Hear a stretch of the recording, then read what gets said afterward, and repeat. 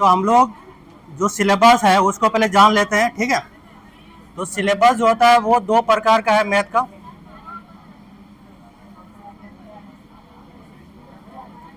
एक आपका जो होता है कंटेंट होता है, यानी जिसमें आपका न्यूमेरिकल पूछा जाता है, और एक आपका होता है पेडागोजी।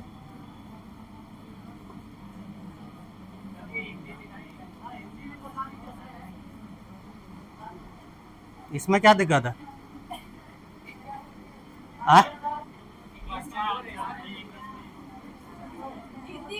पेडागोजी यानी शिक्षण शास्त्र जिसको हम बोलते हैं वही होता है। अब शुद्ध हिंदी जानना वो जरूरी नहीं है, आप उसे मार खा जाइएगा, आप फिर सीडीपी का क्वेश्चन आप नहीं बना पाइएगा। आपका इंग्लिश का भी नॉलेज होना, क्योंकि बहुत सारा ऐसा ऐसा हिंदी में वर्ड लिखेगा आपको कुछ पता भी नहीं होगा, इसीलिए इंग्लिश और हिंदी दोनों पता होना चाहिए, ठीक है।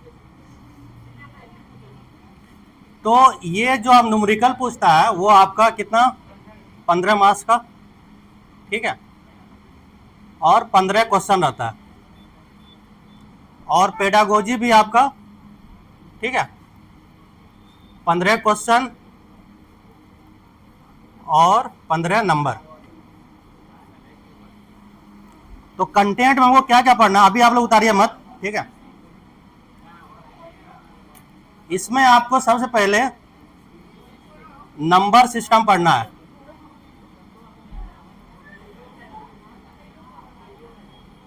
क्या पढ़ना है? नंबर सिस्टम, ठीक है। उसके बाद आपको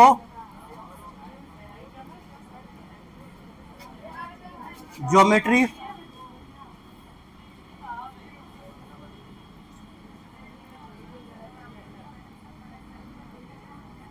इसका हिंदी लिखेंगे अभी हम, ठीक है।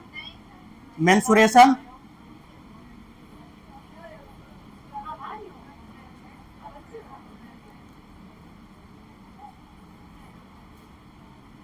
मेजरमेंट,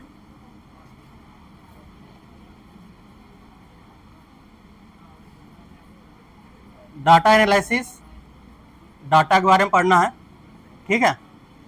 और अभी रीजनिंग में पूछ रहा है,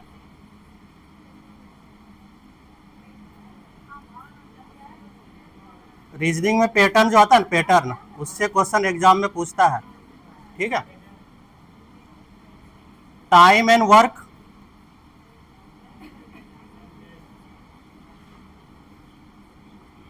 प्रॉफिट एंड लॉस,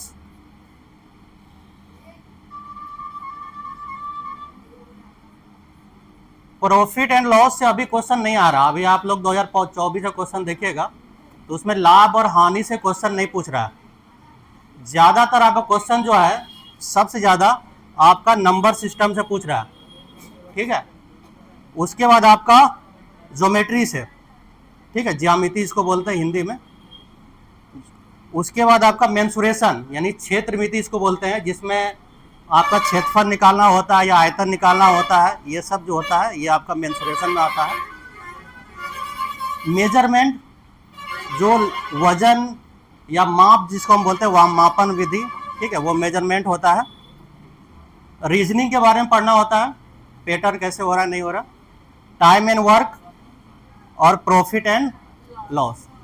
अब ये नंबर सिस्टम जो आप देख रहे हैं ये सिर्फ एक ये चैप्टर नहीं बोल सकते हैं, इसमें बहुत सारा चीज़ों को पढ़ना होता है। सबसे पहले आपको नंबर के बारे में सीखना है कि नंबर कितने तरह का होता है। देखिए आप लोग गप मत कीजिए, इधर आप लोग ध्यान दीजिए, ठीक है। नंबर के बारे में पहले हम जाना है कि नंबर कितने प्रकार का होता है। उसके बाद बोर्ड मास के बारे में जानना होता है कि बोर्ड मास का नियम क्या होता है। उसके बाद प्लेस वैल्यू और फेस वैल्यू, उसके बारे में जानना होता है। फ्रैक्शन, इसमें फ्रैक्शन हम भूल गए, आपका फ्रैक्शन से भी क्वेश्चन आता है, जिसको भिन्न बोलते हैं, अंश और हर, अंश और हर से मिलके जो बनता है आपका फ्रैक्शन, ठीक है। तो नंबर सिस्टम में बहुत कुछ पढ़ना होता है, ठीक है। उसके बाद आपका फ्रैक्शन से बहुत सारा क्वेश्चन पूछता है, 2 से 3 क्वेश्चन, ठीक है। वो पूछता है कि इसको आरोही क्रम में सजाओ, अवरोही क्रम में सजाओ। तो हम लोग क्या करते हैं, उसको भाग देते रहते हैं, भाग देख देखते हैं कौन छोटा है कौन बड़ा है, और उसके बाद सजाते हैं। तो उसमें क्या होता है, बहुत ज़्यादा टाइम लग जाता है। तो उसको हम लोग शॉर्ट ट्रिक जान रहे हैं कैसे उसको हम लोग हल कर सकते हैं, ठीक है। तो ये आपका न्यूमेरिकल में क्वेश्चन पूछता है, आपका नंबर सिस्टम से, ज्योमेट्री से, मेंसुरेशन से, ये सब से पूछता है। और अगर पेडागोजी की बात करें तो इसमें आपका गणित की प्रकृति,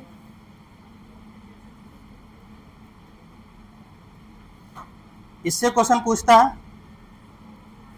उसके बाद जो पाठ्यक्रम आपका है, पाठ्यक्रम में गणित का स्थान,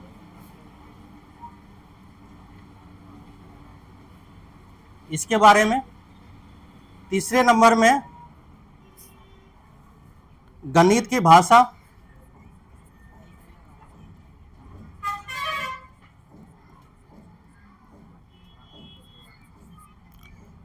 सामुदायिक गणित,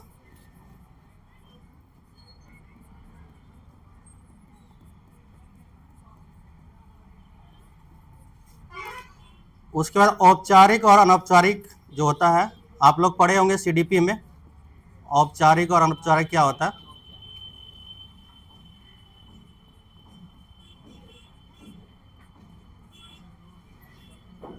ठीक है। मूल्यांकन,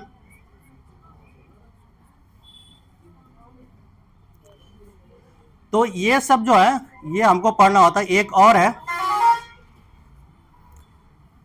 निदानात्मक, ठीक है, और उपचारात्मक।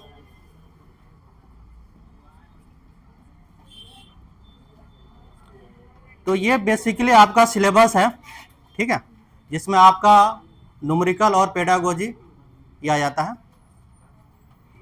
इसको उतारना आपको, इसको उतारने की जरूरत नहीं है, ठीक है।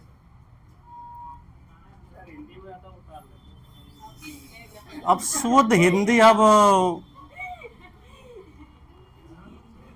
शुद्ध हिंदी वाला अब क्या करे बताओ।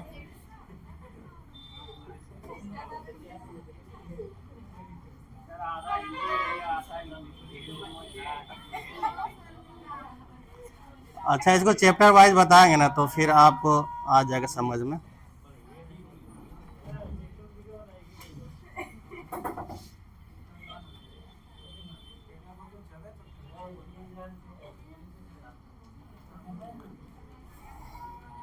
देखो, सबसे पहले हम जो पढ़ेंगे नंबर सिस्टम के बारे में पढ़ेंगे, ठीक है।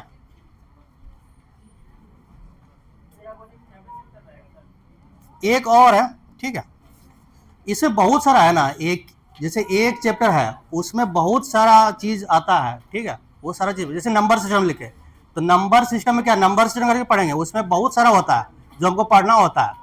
सब टॉपिक जो होता है नंबर सिस्टम में वो सारा पढ़ना होता है, ठीक है।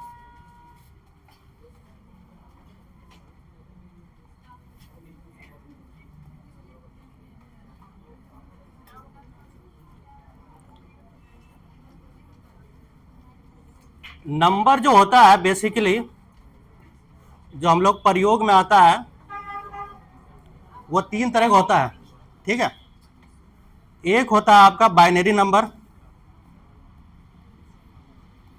देख, किसी कोई डाउट होगा तो बाद में पूछिएगा, थोड़ा पहले हम समझा रहे हैं उसको आप लोग समझ लीजिएगा, ठीक है।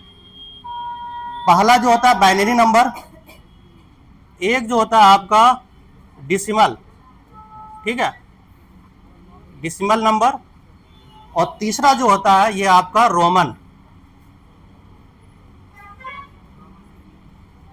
ठीक है। डिसिमल को हम बोल सकते दशमलव बोलते हैं, क्या बोलते हैं, दशमलव संख्या ना, दशमलव संख्या, ठीक है। ये तो बाइनरी होता है, और ये रोमन तो रोमन ही होता है।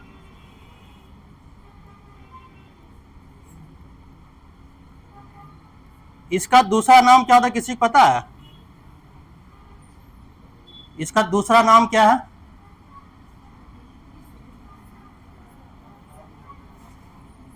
इसको हम बोलते हैं हिंदू अरबिक नंबर।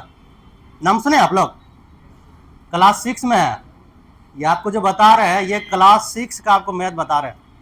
उसमें लिखा हुआ हिंदू अरबिक नंबर, जो हम लोग दैनिक जीवन में यूज करते हैं वो हिंदू अरबिक नंबर ही यूज करते हैं।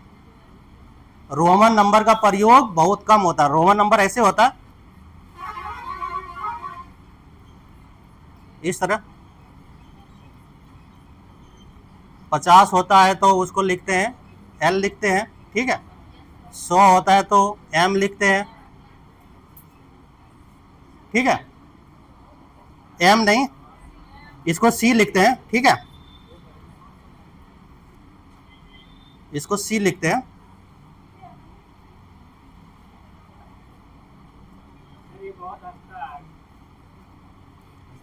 देखो ये मैथ क्लास है, हंसने से काम नहीं चलेगा, ठीक है, ठीक है, कोई बात नहीं। और दशमलव को हम बोलते हैं Hindu Arabic number.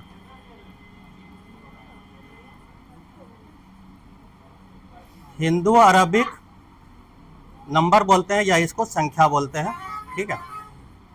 Hindu Arabic जैसे 1 2 1 2 3 ऐसे जो हम लोग लिखते हैं ना, तो ये बेसिकली आपका हिंदू अरबिक नंबर में आता है। और बाइनरी नंबर का जो प्रयोग होता है वो आपका कंप्यूटर में प्रयोग होता है। कंप्यूटर में बस 2 ही नंबर का प्रयोग होता है, एक आपका 1 और 0। क्योंकि कंप्यूटर में आप 2 चीजें हो सकते हैं, या तो यस या तो यही 2 चीज होता है। कंप्यूटर में दूसरा कोई वो भाषा समझता नहीं है, या तो यस समझेगा या तो, इसीलिए उसमें 2 ही नंबर है, एक आपका 1 है, दूसरा आपका 0 है। और हिंदू अरबिक नंबर जो हम लोग अभी प्रयोग करते हैं ये नंबर, ठीक है, जो चलन में है वो है। और रोमन जो आप लोग जानते हैं ये रोमन में आता है, इसको आप उतार सकते हैं, ठीक है।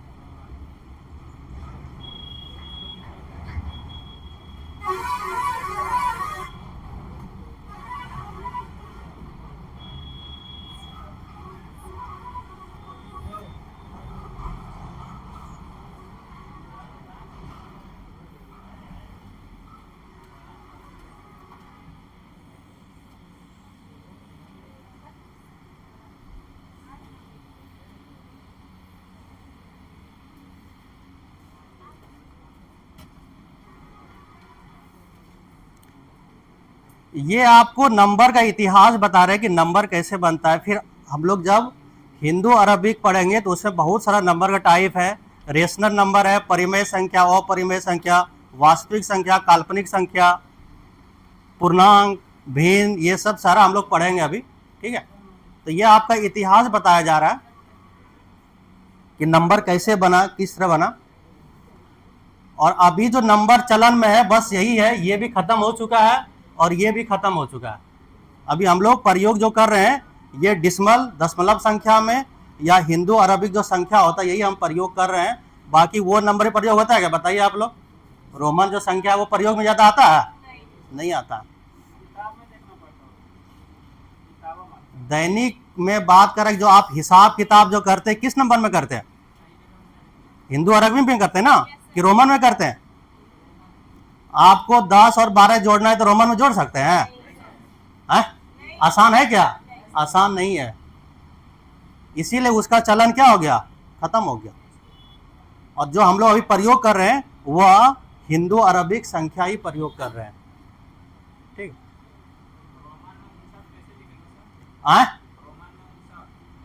59, तो भाई ये 50 है ना, और इसमें 9 जोड़ दिए, 50 है ना एल, उसमें 9 और जोड़िएगा ना, तो 9 कैसे लिखते हैं, ऐसे लिखते हैं ना, 10 से 1 परे लगा दो, 1 घट जाएगा, तो 9 हुआ ना, 59 हो गया।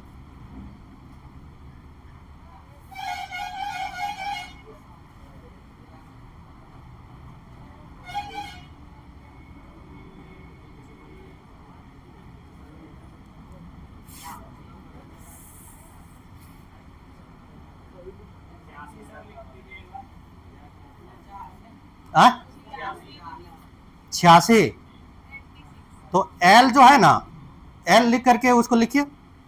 देखिए एल 50 हो गया ना, तो 50 और 30 और प्लस 6, ये हुआ ना। तो इसमें एल लिखिए, 30 लिखिए, और 86 6 है, तो इसको ऐसे कर दीजिए, ये हो गया। तो वही तो करे, ये चलन में नहीं है, इसीलिए आपको बोले ना कि रोमन संख्या का चलन है वो खत्म हो चुका है, इसी वजह से कि सी में बना सकते हैं, उसको सी में उतना घटाना पड़ेगा। 100 में आपको, एक मिनट, 100 में आपको 14 घटाना पड़ेगा, समझ बात को। तो ये करना आसान नहीं है, आप इसको दैनिक चर्या में इसको प्रयोग नहीं कर सकते।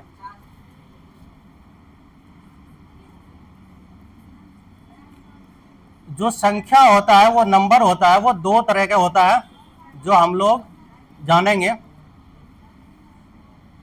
एक जो होता है वो रियल नंबर होता है, और एक जो होता है वो इमेजिनरी नंबर होता है।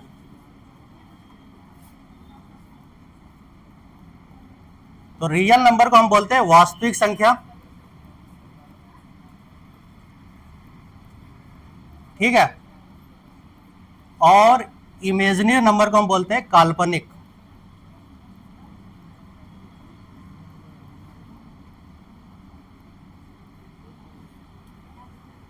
तो रियल नंबर जो होता है, आप लोग लिखिए मत, आप लोग लिखिएगा फिर समझ नहीं पाइएगा, ठीक है। रियल नंबर जो होता है वो दो तरह का होता है। एक जो होता है वो आपका परिमेय संख्या होता है, और एक जो होता है वो अपरिमेय संख्या, ठीक है। वास्तविक संख्या क्या होता है, जिसका हम प्रयोग करते हैं, ठीक है, वो वास्तविक संख्या होता है। और काल्पनिक जो होता है वो एक काल्पनिक होता है, इमेजिनरी होता है। जैसे हम कहेंगे कि √-8 का वैल्यू कितना होगा, और इधर हम लिखते हैं कि √16 का वैल्यू कितना होगा। बताओ भाई, इसका वैल्यू कितना होगा?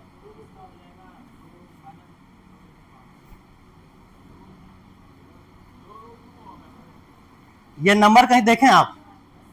कहां देखें? हाँ, कौन सा बुक में? अरिहंत में लिखा हुआ है, कल लेकर आइएगा। ये कहाँ लिखा है? ये हम कह रहे हैं कि √_-8 कहाँ लिखा हुआ है? कहीं कोई किताब में लिखा हुआ है? इसका वैल्यू निकाल सकते हैं आप? कहाँ? बताइए कितना आएगा?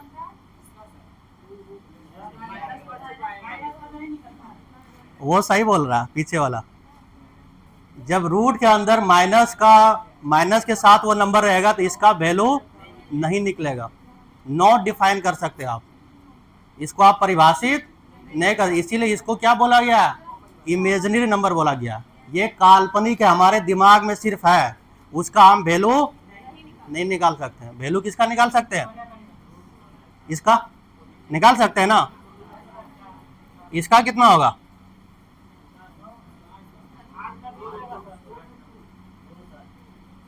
अरे 8 को तोड़ दो ना, 2 × 2 × 2, इसे एक जोड़ा निकल गया, तो वैल्यू निकल रहा है ना। तो इसीलिए इसको हम बोलते हैं वास्तविक संख्या। क्या बोलते हैं? जैसे पाई,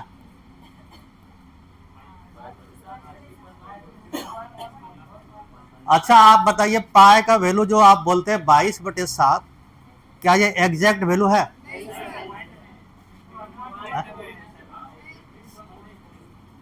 एग्जैक्ट वैल्यू है? बताइए तो। ये अनुमानित है कि इतना होगा, ठीक है। इसीलिए ये बात आपको याद रखना है कि पाई का जो वैल्यू होता है 22/7 वो एग्जैक्ट वैल्यू नहीं होता है, क्योंकि आजकल जो आपका जो क्वेश्चन बना रहा है ना, वो थ्योरी बेस्ड क्वेश्चन बनाता है। और थ्योरी बेस्ड का मतलब ये होता है कि आपको उसके बारे में नॉलेज होना। जैसे हम बता रहे हैं, अभी कोई लिख रहा है, मैथ में लिखना जरूरी नहीं है, मैथ में समझना और रिवीजन करना ये सबसे इंपॉर्टेंट है। जैसे आप लोग खाना खाते हैं ना, रोजाना खाते हैं ना तीनों टाइम, उसी तरह मैथ होता है, आपको रोजाना खाना पड़ेगा। जितना आप रिवीजन कीजिएगा, प्रीवियस ईयर क्वेश्चन बनाइएगा, उतना आपका डाउट क्या होगा, क्लियर होगा। लिखने पे ज्यादा फोकस नहीं करना, बात है समझना। और कोई आपका डाउट है वो आप सवाल कीजिए, ठीक है, कोई भी डाउट होगा तो उसे सवाल कीजिए। तो वास्तविक संख्या जो होता है वो दो तरह का होता है, एक परिमेय संख्या होता है, एक परिमेय संख्या किसको बोलते हैं बताइए आप लोग।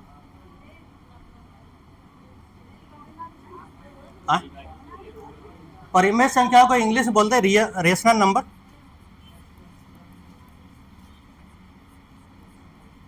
और अपरिमेय बोलते हैं इरेशनल नंबर। बताइए भाई कोई, परिमेय संख्या किसको बोलते हैं?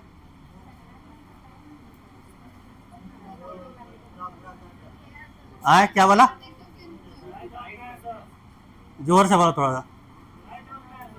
कोई नहीं जानता परिमेय संख्या क्या है? ऐसा हो ही नहीं सकता, कोई नहीं जानता।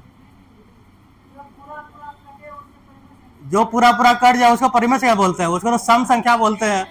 जो दो से पूरा पूरा कट जाता है,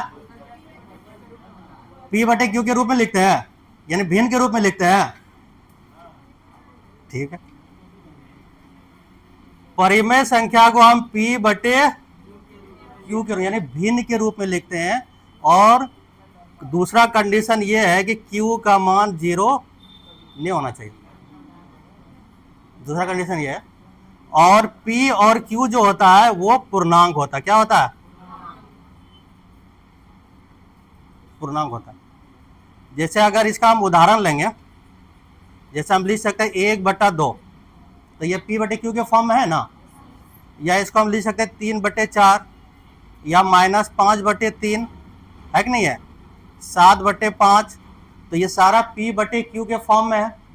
22/7, तो ये सारा क्या है, पी बटे क्यू के फॉर्म में है ना। या इसको अगर हम ऐसे लिख दें,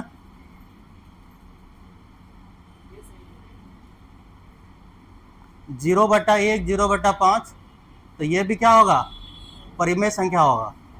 क्या होगा, परिमेय संख्या होगा ना, क्योंकि यहां पर हम लिखेंगे Q का मान 0 नहीं होना चाहिए। P का मान 0 है, कोई दिक्कत नहीं है, लेकिन Q का मान 0, तो ये जो है ये हमारा परिमेय संख्या होता है, जिसको हम P बटे Q के फॉर्म में लिखते हैं ना, यानी कि भिन्न के रूप में, इसको हम बोलते हैं परिमेय संख्या। और अपरिमेय वो होता है जिसको हम भिन्न के रूप में या P बटे Q के रूप में नहीं लिख सकते हैं, इसको हम P बटे Q के रूप में नहीं लिख सकते हैं। लिख देते हैं, यहाँ नहीं लिख सकते हैं।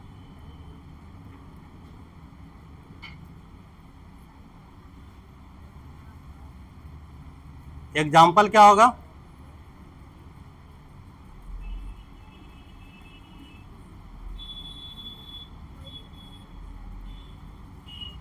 बताओ भाई आप।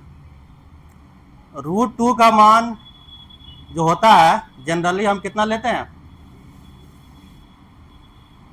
कितना लेते हैं, कोई नहीं बोल रहा, 1.41।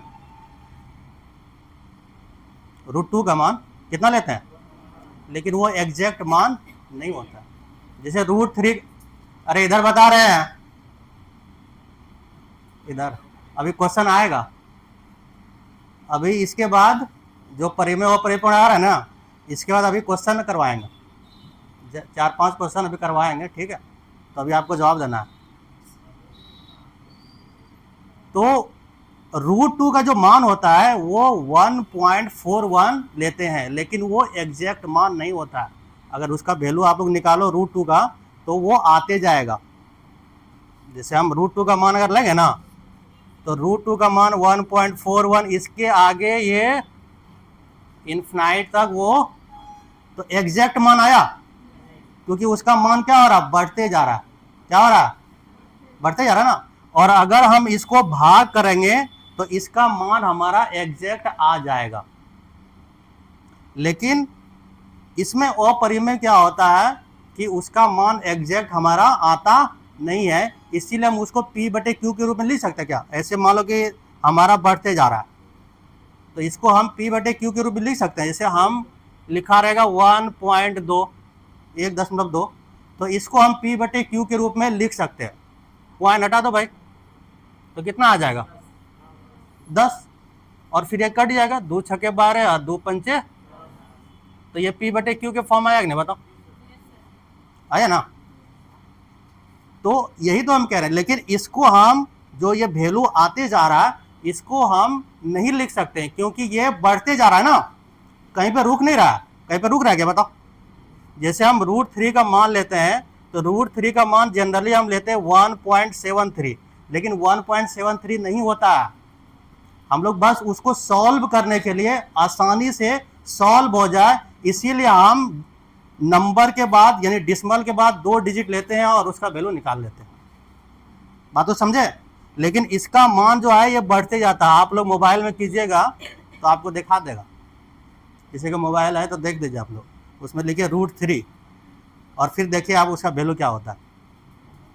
उसका एग्जैक्ट मान आपका नहीं आएगा। जब तक उसका एग्जैक्ट मान नहीं आएगा तो आप उसको P बटे Q के रूप में नहीं लिख सकते। जैसे पाए, तो पाए का मान जो बताए 3.14, ये होता है ना, 3.14 होता है, लेकिन 3.14 नहीं होता, इसके आगे बहुत सारा नंबर रहता है। ये इन्फिनाइट तक जा सकता है, अनंत तक जा सकता है, तो इसको हम P बटे Q के रूप में नहीं लिख सकते।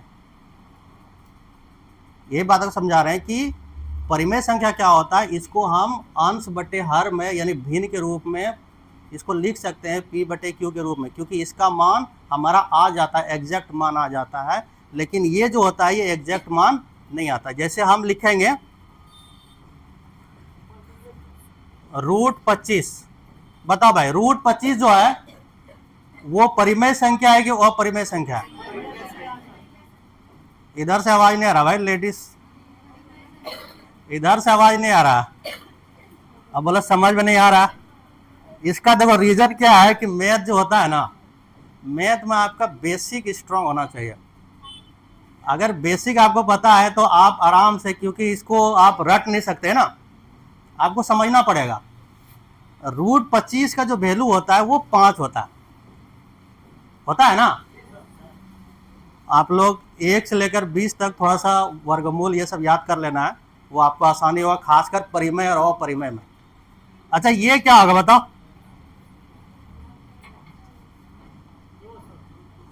ये परिमेय होगा कि अपरिमेय होगा? √8। सोच समझ के बोले, जबरदस्ती मत बोले। परिमेय, हाँ इधर से परिमेय, और इधर से बीच वाले से बोलो भाई।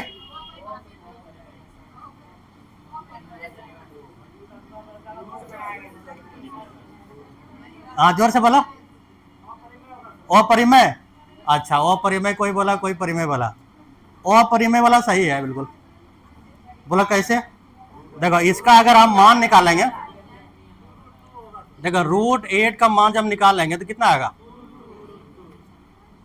अब ये सोचो कि 2 जो है √2 के साथ गुना में, कहता है ना संगत का असर पड़ जाता है, क्या रे?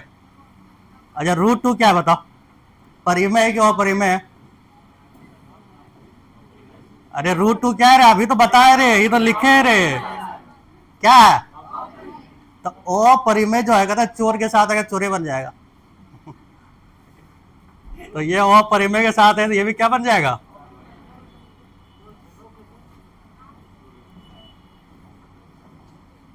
अपरिमेय होगा ना, क्योंकि √2 जो है वो अपरिमेय है, क्योंकि √2 का मान एग्जैक्ट हमारा नहीं है, 2 से बस गुना करना है ना, मान तो वही आएगा ना, इसीलिए अपरिमेय होगा। अच्छा √9,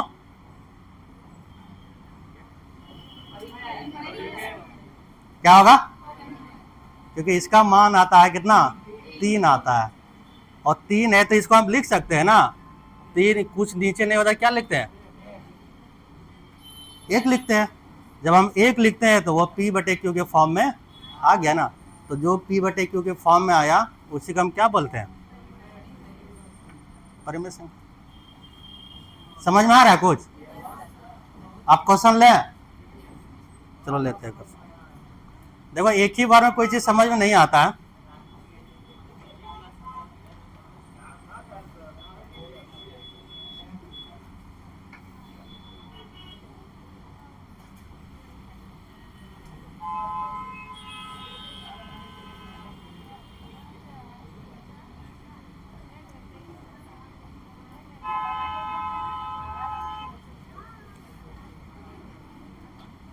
ये धुंधला थोड़ा आ गया ना, दिख रहा है? ऐसा कैसे हो गया? नहीं दिख रहा है तो हम दिखाएंगे ना। चलो हम इधर लिखते हैं, ठीक है। इसे पूछा है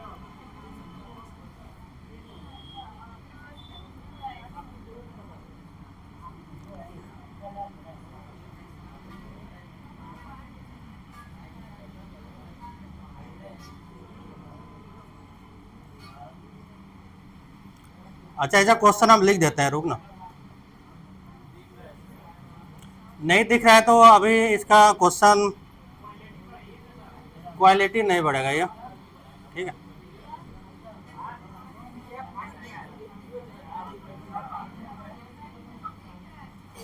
दिख रहा है?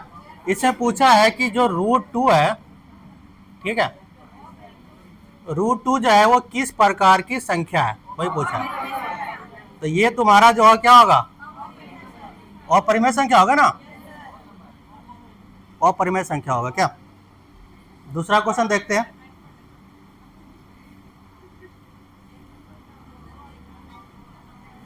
एक जो है, ठीक है, पूछा है कि एक जो है वो अभाज्य संख्या है। पूछ रहा है कि एक जो है वो क्या है, तो ये सही है कि गलत है, ये आपको बताना है कि एक जो है अभाज्य संख्या है, ठीक है। स्टेटमेंट दे दिया तो आपको बताना है कि वो सही है कि, बताओ भाई। फॉल्स है, चलो ठीक है, एक को बोला फॉल्स है, बाकी हाँ गलत।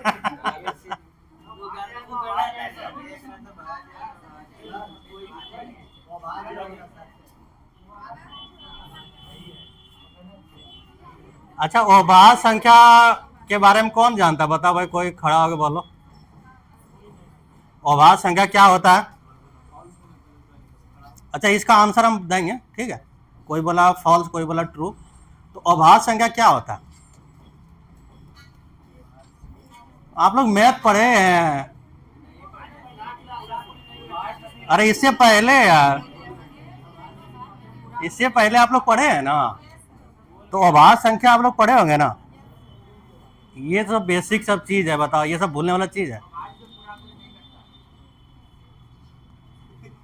अभाज्य संख्या वो होता है जो एक और, या इसको बोल सकते हैं, ये ऐसा नंबर होता है, एक से तो सब कटेगा ना, जितना संख्या है। अरे गप मत करो, गप मत करो, ठीक है, मैथ में गप मत करो प्लीज। एक और स्वयं, यानी एक से तो सब नंबर कटता है ना, लेकिन वो खुद जो नंबर होगा वो उसी से कटेगा, बाकी किसी से। तो इसीलिए अभाज्य संख्या जो शुरू होता है वो 2 से शुरू होता है। बता, एक से तो एक कटेगा और समय से कट जाएगा, एक तो एक ले लिया ना, दूसरा नंबर कहां से है। कहने का मतलब है कि 2 नंबर होना चाहिए ना, 2 नंबर से कटना चाहिए, एक से और स्वयं से।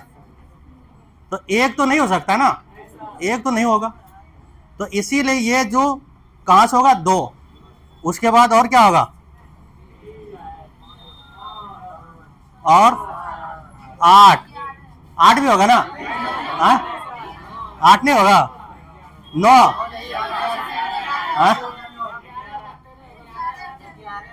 11, 13, 15, कौन बोला 15 भाई?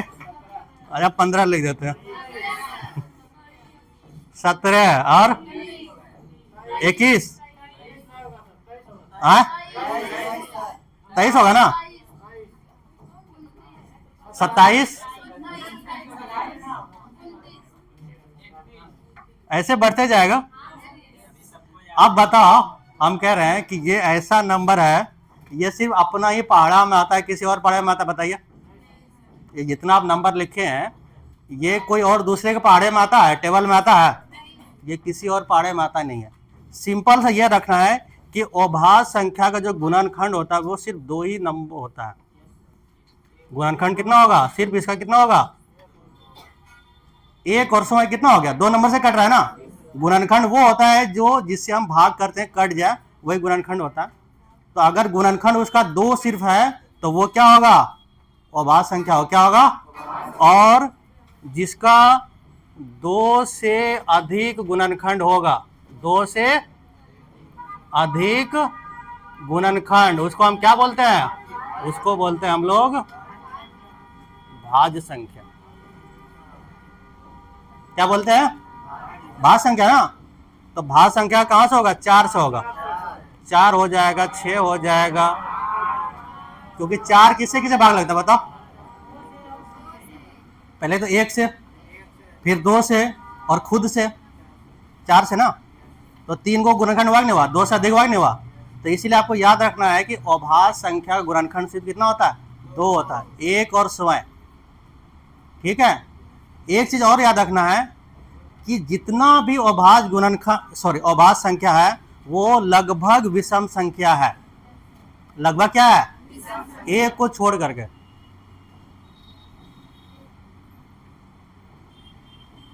कितना? 2 है ना। 2 क्या होता है? क्या होता है रे? सम संख्या होता है ना। तो अभाज्य संख्या में सिर्फ 2 ही जो होता है वो सम संख्या होता है, बाकी जितना भी संख्या होता है वो क्या होता है? विषम संख्या। आप लोग लिख लीजिएगा घर में बैठ कर आराम से, ठीक है, कल फिर मिलिएगा। तो एक ही नंबर जो होता है वो तुम्हारा क्या होता है? सम संख्या। और बाकी जितना नंबर होता है ये आपका क्या होगा? विषम संख्या होगा।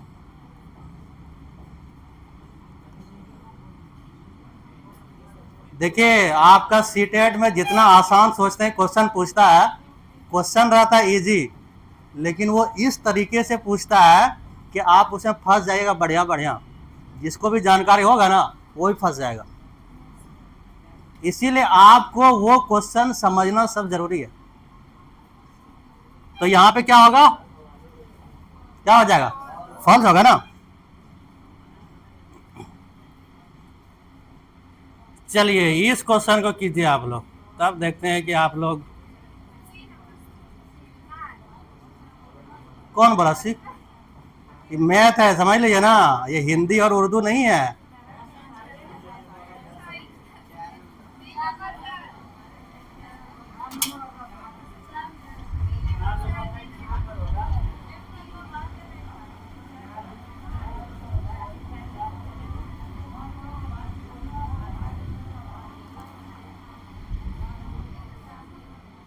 आ?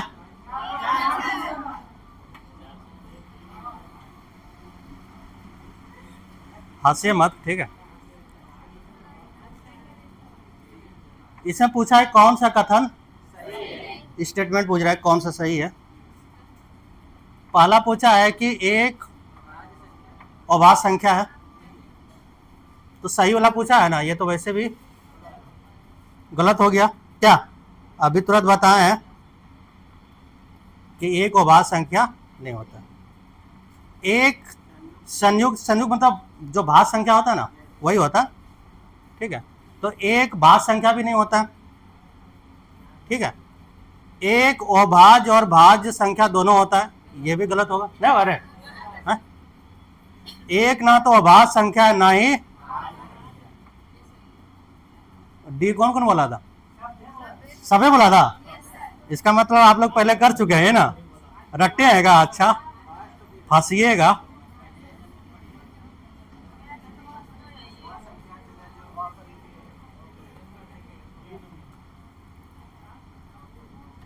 बताओ भाई।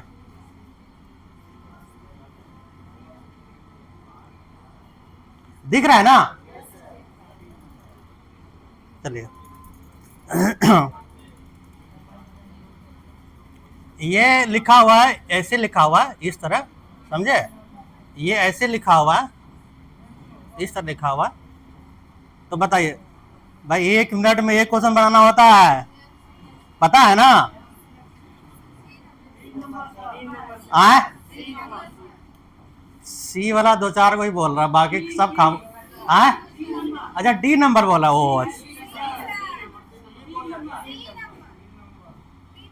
अच्छा, कोई बोला सी, कोई बोला डी, कोई बोला बी और ए।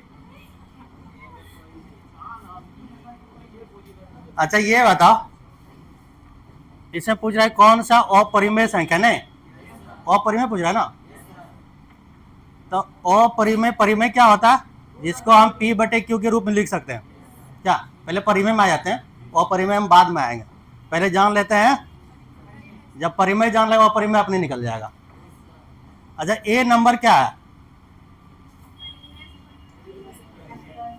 अरे बट्टे में लिखा है रे, ऐसे लिखा है रे। परिमेय है ना? पी बटे क्यू के फॉर्म में लिखा हुआ है ना? देखिए आपके अंदर एनर्जी होना चाहिए। हम सुबह 6 बजे पढ़ा रहे हैं, इसलिए आप लोग समझ सकते हैं। तो ये तो नहीं होगा, ये नहीं होगा ना।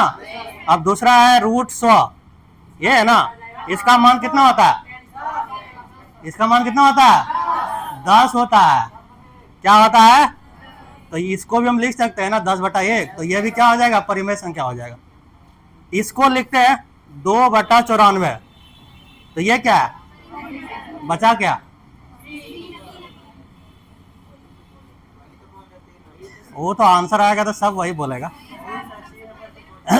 ये हुआ कैसे वो बताओ। चलो इसको वैल्यू सॉल्व करते, ठीक है? ये है 36/, ऐसे लिखा है ना? तो ये 3 से कट जाएगा, कितना आएगा? 12। और 12 को जब हम तोड़ेंगे तो ये आएगा 2 × 2 × 3, ये आएगा ना? 2 दूनी 4 और 4 तिया आएगा ना? तो यहां से 1 2 तो बाहर निकल जाएगा और रूट में क्या रहेगा? और अभी हम बताए थे कि √3 जो होता है वो क्या होता है? और उसके संगत में जो भी रहेगा वो भी वही हो जाएगा, इसीलिए ये अपरिमेय होगा। अब बाकी जितना था सब क्या हो गया? परिमेय संख्या हो गया, ठीक।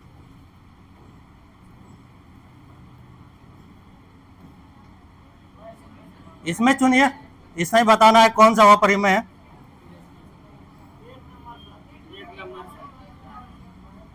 आए 1 नंबर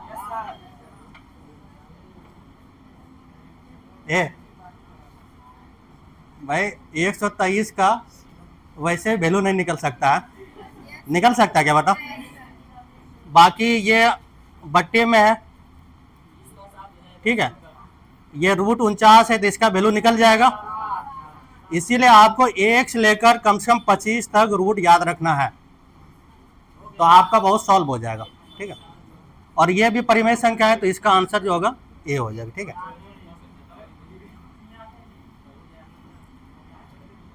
ये बताइए, क्वेश्चन सही से पढ़िएगा।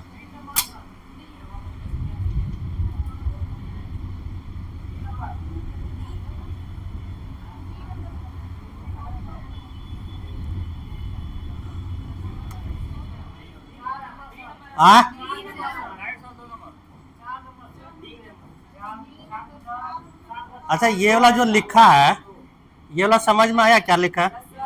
क्या क्या समझ में आया? इसमें क्या ढूंढना है? परिमेय ढूंढना है, ये जान रखना है। इसीलिए इसमें भी सब गच्चा खा जाता है, जान लीजिए। सब लगता इस शुद्ध हम बिहारी भाषा बोल लिए। मैंने धोखा खा जाता, ठीक है? गच्चा का मतलब ये होता है धोखा खाना, ठीक है? तो ये यहाँ पे बोला अपरिमेय नहीं है, इसका मतलब क्या है? परिमेय। तो इसमें देखना है परिमेय, कौन सा परिमेय होगा? ये इसका मान आ जाएगा 7/2। क्योंकि रूट 4 का जो वैल्यू होता है वो 2 होता है ना, इसीलिए। और बाकी जितना है ये आपका अपरिमेय होगा।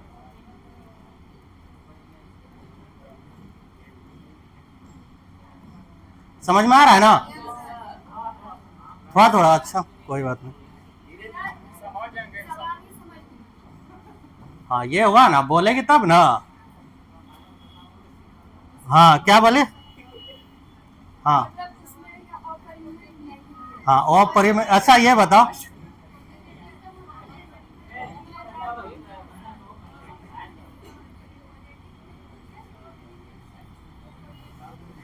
सही नहीं है इसका मतलब क्या होता है? हाँ? गलत। इसने बोला अपरिमेय नहीं है, तो इसका क्या ढूंढना है? समझ में आया ना? कोई डाउट है?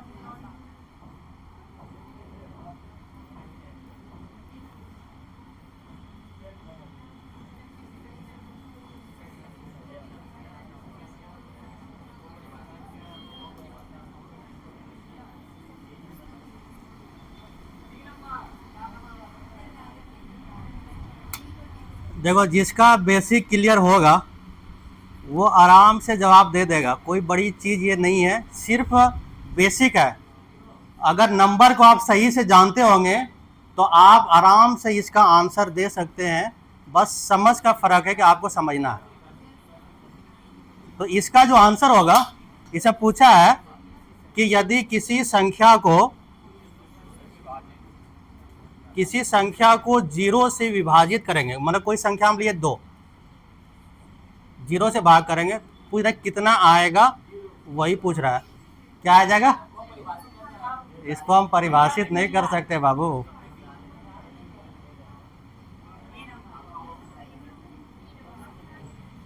इसको हम परिभाषित नहीं कर सकते हैं। रात को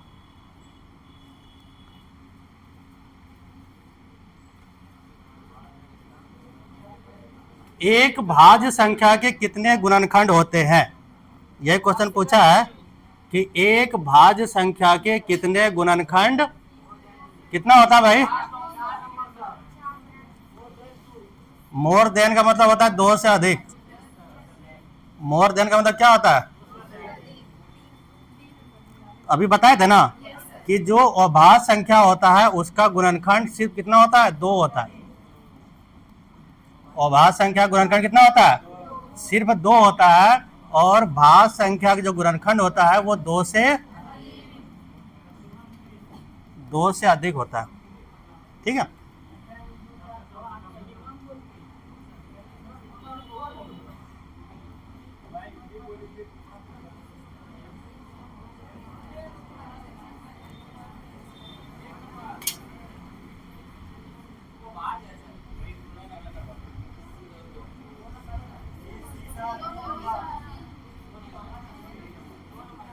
अरे सब खा, अभाज्य संख्या पूछ रहा है ना। अभाज्य संख्या कौन सा है वो बताना। बता भाई, क्या नंबर? बी।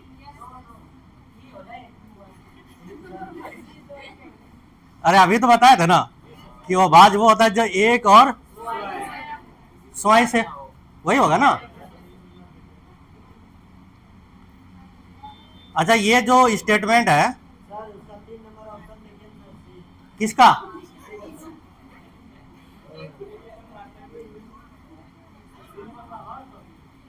देखो ये लिखा है कि हमेशा एक विषम संख्या होता है, ये भी सही नहीं है।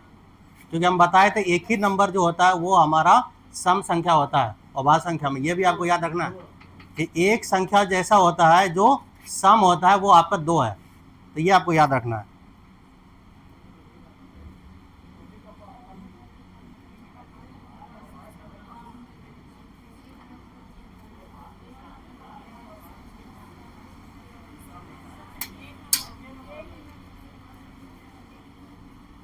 पूछा है कि एक अभाज्य संख्या हमेशा, चल भाई इसमें दे दे कौन फंसता है। हाँ 1 नंबर, चल ठीक है 1 नंबर कोई बोल रहा है। देखो तुक्का नहीं लगाना है, समझना है, समझ समझ के बोलेगा तो आपको याद रहेगा। तुक्का लगाए कल भूल जाइएगा।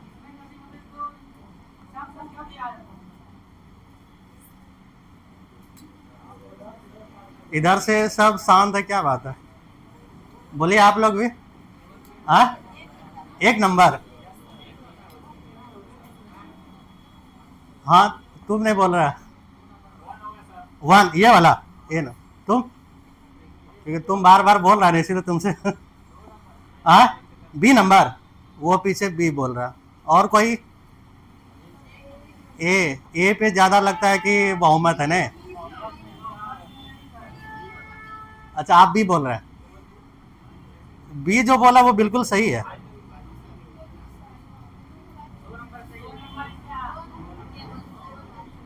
एक मिनट, अभी हम बताए थे कि सिर्फ विषम संख्या नहीं होता है, अभाज्य संख्या में सिर्फ विषम संख्या नहीं होता, उसमें दो भी है, और दो जो होता है वो सम संख्या होता है। ये तो वैसे कट जाएगा क्या? तीन से विभाज्य है क्या? सारा जितना अभाज्य संख्या तीन से विभाज्य है। अभी हम जो लिखे हैं 3, 5, 7, 2, तो यह सब तीन से भाग लगता है, तो ये तो वैसे कट जाएगा। एक वर्ग संख्या, सब क्या वर्ग संख्या है? स्क्वायर में सब है नहीं है ना, तो इसका जो होगा सिर्फ दो गुणनखंड होगा। अभी बताया ना कि अभाज्य संख्या में दो गुणनखंड होता है, यही होता है सीटेट का क्वेश्चन। इसमें क्या लग रहा है, रट से रटने से कम चलेगा? नहीं चलेगा, बिल्कुल नहीं चलेगा। हाँ, नीचे क्या इंग्लिश में देखना है?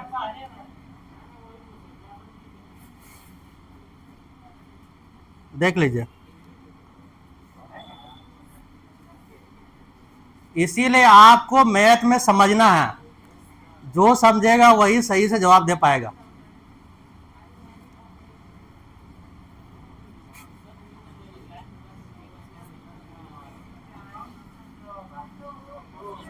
हाँ, कौन होगा? दो होगा ना, दो होगा, बिल्कुल सही है कि इसका जो आंसर होगा वो आपका दो होगा।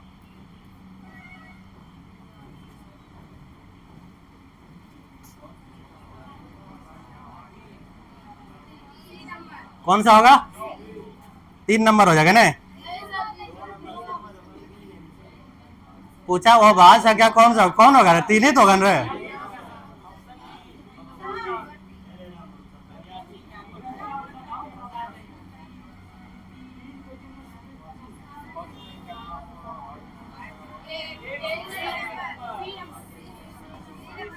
पूछा है कौन सा ऐसा संख्या है ना अभाज्य संख्या है ना ही भाज्य संख्या, क्या?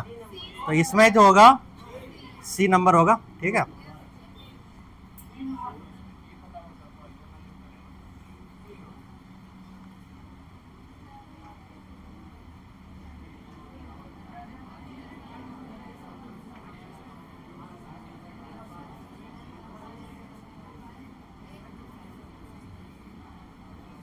पढ़ो।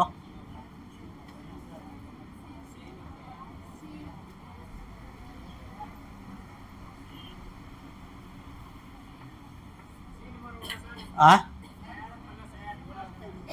इसे पूछा है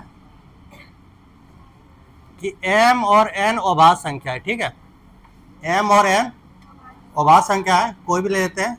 जैसे हम ले लेते हैं 2 और 3 और 4 ले लेते हैं, ठीक है।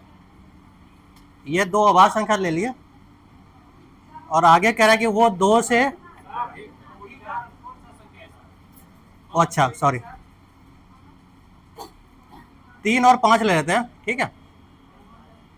3 और 5, ठीक है। देखो हम लोग सभी इंसान है, इंसान से गलती होता है, ठीक है, तो इसको आप लोग दिमाग मत लीजिए। तो 3 और 5 जो है वो दो से क्या है, अधिक है कि नहीं है। तो कह रहा है कि निम्न में से कौन एक अभाज्य संख्या हो सकती है, m प्लस n। अगर इसको हम जोड़ेंगे कितना हो जाएगा? अभाज्य आना चाहिए, ठीक है। क्या आना चाहिए? अभाज्य आना चाहिए। m प्लस n और प्लस 1, इसको अगर हम जोड़ेंगे या दूसरा भी जोड़ते हैं, दूसरा देख के देखते हैं, एक जोड़ते 5 + 7 + 1, 7 × 5 = 12 और 1 13, एक और जोड़ते हैं 7 + 11 + 1, तो 11 7 18 और 1 19, ठीक है। दो जोड़ के देखते हैं, दो अगर जोड़ेंगे तो कितना हो जाएगा, 5 3 8 और 2 8, नहीं क्या वो हम तो 2 से अधिक ले ही रहे ना, वो कह रहा है कि निम्न में से कौन सा एक अभाज्य संख्या हो सकता है, वो कह रहा है, ठीक है। तो ये तो नहीं होगा, ये वाला ऑप्शन, ये भी नहीं हो रहा। गुना करके देखते हैं, मान लो एक लेते हैं 5 और एक लेते हैं 7, इसको गुना करते हैं तो 7 × 5 कितना हो जाएगा, एक और दूसरा लेते हैं, एक लेते हैं कितना 11 ले लेते हैं और 3 ले लेते हैं, ठीक है। तो ये भी तुम्हारा नहीं हो रहा, तो इसका मतलब ये वाला जो ऑप्शन है बी नंबर, ये आपका सही होगा, ठीक है।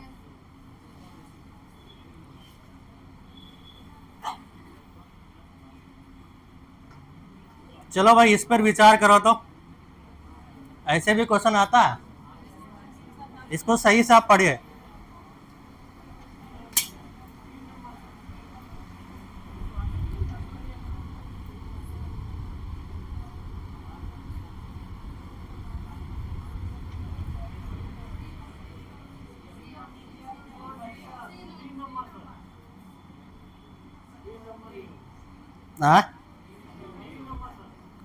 सब सी डी ए बी, चलो देखते हैं क्वेश्चन, ठीक है।